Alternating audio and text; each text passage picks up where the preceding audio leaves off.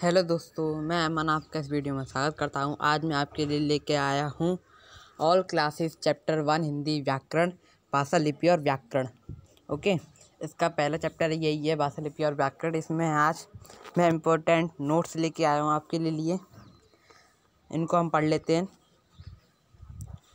भावों या विचारों का आदान प्रदान ही भाषा कहलाता है। जैसे कि आप किसी को अपनी बोली में किसी दूसरे को बता देते हो कि मैं ये काम करने जा रहा हूँ या मैं ये काम करूँगा, आप ये कर लो, मैं ये करूँगा। ओके, और आदान प्रदान वो भी हमको बताता है, इसको बोलते हैं भाषा। ओके, भाषा के दो भेद हैं, लिखित भाषा और मौखिक भाषा। मौखिक भाषा जैसे कि हम किसी को बोल रहे हैं, वो मौखिक भाषा होती है।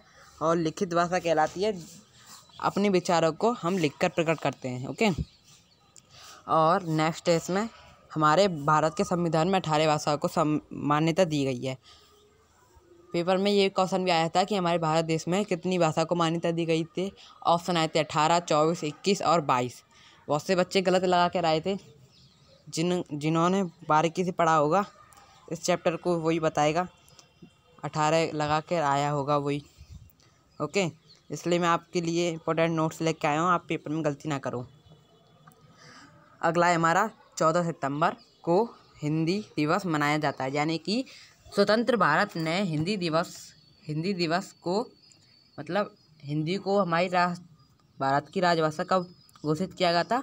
14 सितंबर 1949 को राजभाषा स्थापित की गई थी। ओके, और भाषा के क्षेत्रीय रूप को बोली कहते हैं। क्षेत्रीय रूप को बोली कहते हैं, मानक रूप को लिखित भाषा कहते हैं। ओके, सर्वप्रथम माँ से सीखी जाने वाली बच्चे के लिए मातृभाषा कहलाती है। मातृभाषा मतलब और हमारे आस पड़ोस में कोई बच्चा हो तो वो सबसे पहले अपनी माँ से ही सीखता है, क्या हो रहा है, क्या करना चाहिए, क्या कहना चाहिए, कैसे रहना चाहिए। तो सबसे प्रथम गुरु उसकी माँ ही होती है, उसको हम मातृभाषा कहते हैं। ओके, लिखने के लिए निर्धारित चिन्हों को लिपि कहते हैं। जैसे कि कोई काव्य है, उसको हम लिख रहे हैं और उसको संक्षिप्त रूप में बिल्कुल चिन्हों के साथ, जैसे कि बहुत सारे चिन्ह होते हैं ना, ब्रैकेट हुआ, पूर्ण विराम हुआ, अल्पविराम हुआ, लाघव चिन्ह हुआ, इनके साथ ही लिखना लिपि कहलाती है। और नीचे चलते हैं।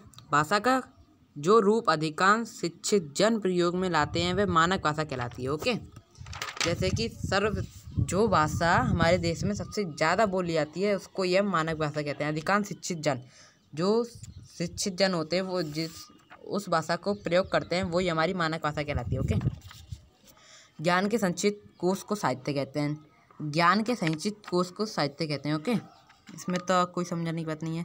साहित्य के दो विधाएं हैं, गद्य और पद्य। गद्य समझ लेते हैं क्या होता है। गद्य होता है, गद्य साहित्य के अंतर्गत कहानियाँ, निबंध, उपन्यास, स्मरण आदि आते हैं। जैसे कि कोई कविता हो गई, वो आते हैं। और ये पद्य होता है, उसमें क्या आता है ये भी समझ लेते हैं। पद्य में कविता, रैम के दोहे, कबीर के दोहे, बिहारी के दोहे, और जो चौपाइयाँ होती हैं, मीराबाई, सूरदास, कबीर, इन सारी के दोहे होते हैं। दोहे पद्य में दोहे आते हैं, यानी कि एक पद्य हो गया, फिर दूसरा पद्य। और गद्य में पूरा लिखा जाता है, एक कहानी हो गई ऐसे। ओके, आपके समझ में आ गया होगा। और नेक्स्ट है वर्ण विचार, शब्द विचार, वाक्य विचार। व्याकरण के 3 भाषा होते हैं। पहले व्याकरण भी समझ लेते हैं। व्याकरण होती क्या है? व्याकरण होती है, व्याकरण वह शास्त्र है जो हमें भाषा के शुद्ध रूप शुद्ध प्रयोग का ज्ञान कराता है, वो ही भाषा कहलाती है।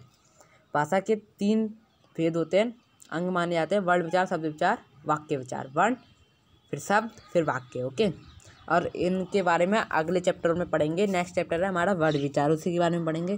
और इस चैप्टर में हमारा यही था। और वीडियो अच्छी लगी हो लाइक करें, सब्सक्राइब करें, कमेंट करना ना भूलें, बेल आइकन दबाना भी ना भूलें।